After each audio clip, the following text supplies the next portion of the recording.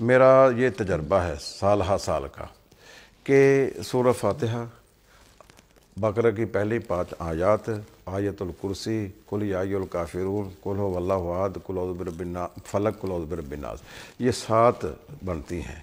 یہ 7 کو 7 دفعہ پڑھ کرنا، اپنے سارے جسم پر پھونک مار لی جائے، ہاتھ پھیر لیا جائے نا، اللہ کی مہربانی سے کوئی بیماری اس کے پاس نہیں آتی ہے۔ میرے گھٹنوں میں درد ہوتا تھا، میں نے جب سے یہ دم شروع کیا تو اللہ کی مہربانی سے مجھے آرام ہے۔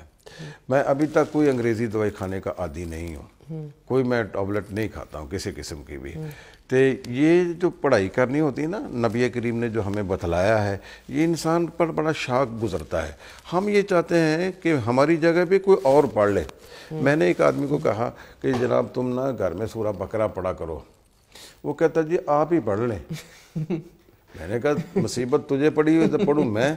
اللہ کے بندے گھر میں پڑھو گے برکت ہوگی، ریڈی میڈ قسم کی پڑھائی آپ کو مل گئی تو آپ نے کیا کیا ہے؟